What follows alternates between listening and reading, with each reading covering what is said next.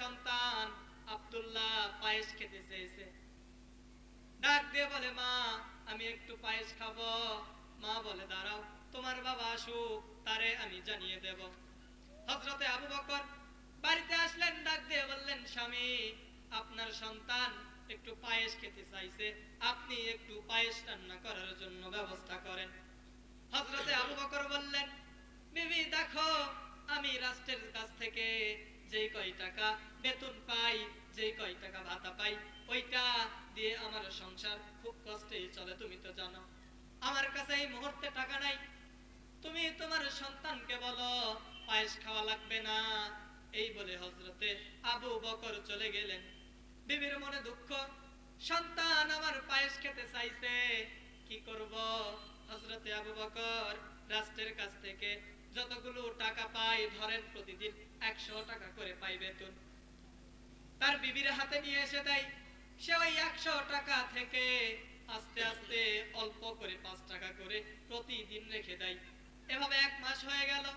প্রতিদিন 5 টাকা করে যখন কমায়, 95 টাকা করে যখন খরচ করে, 5 টাকা 5 টাকা করে 1 মাস পর্যন্ত সে রেখে দিয়েছে। 1 মাস যখন হয়ে গেল, তখন অনেকগুলো টাকা এইভাবে জড়ো হয়ে গেল। হযরতে আবু বকরের স্ত্রী এইবার চিন্তা করলেন, আমার সন্তান পায়েস খেতে চাইছে, এই টাকাগুলো দিয়ে আমি এখন পায়েস রান্না করার ব্যবস্থা করব।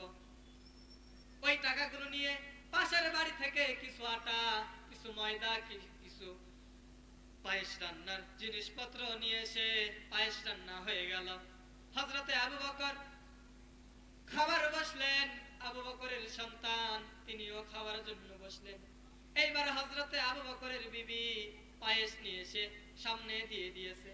হযরতে আবু বকর বলে, বিবি দাঁড়াও, তুমি পায়েস রান্না করছো, কিন্তু আমি তো এর সরঞ্জাম কিছুই কিনে নিয়ে আসি নাই, কিন্তু তুমি পায়েস রান্নার জন্য এই যে যতগুলো লাগে আটা ময়দা, এগুলো তুমি কই পাইছো, এইটা আগে বলো। ডাক দিয়ে বলে, স্বামী আমি অন্যায় কোনো কাজ করি নাই, অন্যায় কোনো জায়গায় যাই না। আপনি প্রতিদিন রাষ্ট্রের কাছ থেকে যতটুকু টাকা পয়সা বেতন পান, ওই যে 100 টাকা বেতন পান, ওইটা নিয়ে এসে আমারে দেন বাজার করার জন্য। এই যে ওইটা খরচ করার জন্য ওই জায়গা থেকে প্রতিনিয়ত আমি 5 টাকা করে রেখে দেই, দিয়ে দিয়ে 1 মাস হয়ে গেল। এই যে টাকা পয়সা জড়ো করছি, এইটা দিয়ে পায়েস রান্না হচ্ছে, এইটা দিয়েই পায়েস রান্না করছি। হযরতে আবু বকর ডাক দিয়ে বলে, বিবি ঠিক আছে। সন্তানকে বলল, সন্তান পায়েস নাও। হযরতে আবু বকর বলল, আমার পাতেও পায়েস দাও। বিবি তাকেও নিতে বললেন। তিনজনে পায়েস খাইলেন। পায়েস খাওয়া শেষ হয়ে গেল। সন্তানকে বলল, সন্তান চলো এবার রাষ্ট্রে। সন্তানের হাতটা ধরে নিয়ে গেলেন। হাতটা ধরে নিয়ে যাওয়ার পর রাষ্ট্রের ওই যে সংসদে আইন পাস করলেন যে আমার বিবি হাতে কলমে বুঝিয়েছে যে আমার প্রতিনিয়ত 100 টাকা করে লাগে না, 95 টাকা হলেই আমার সংসার চলে যায়। আমি হাতে কলমে আমার বিবির কাছ থেকে প্রমাণ পেয়েছি যে প্রতিনিয়ত আমার 100 টাকা লাগবে না, 100 দিরহাম লাগবে না, 95 দিরহাম হলেই আমার সংসার চলে যাবে। আমি রাষ্ট্রের কাছে আজকে লিখিত জানিয়ে দিয়ে গেলাম, আগামী দিন থেকে আমার বেতন আর 100 টাকা না, প্রতিদিন আমার বেতন হবে 95 টাকা। কারণ আমার বিবি নিজেই জানিয়ে দিয়েছে, নিজেই দেখিয়ে দিয়েছে। হযরতে উমর তার জীবনের দিকে তাকান, হযরতে আবু বকর তার জীবনের দিকে তাকান।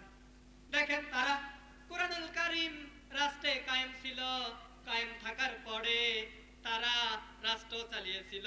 বেতন 100 টাকা না, 95 টাকা হলেই তার দিন চলে যেত। এইটা দেখিয়েছে। প্রতিদিন 100 টাকার জায়গায় সংসদে আইন পাস করছে যে আমার প্রতিনিয়ত 100 টাকা লাগবে না, 95 টাকা হলেই হয়ে যাবে।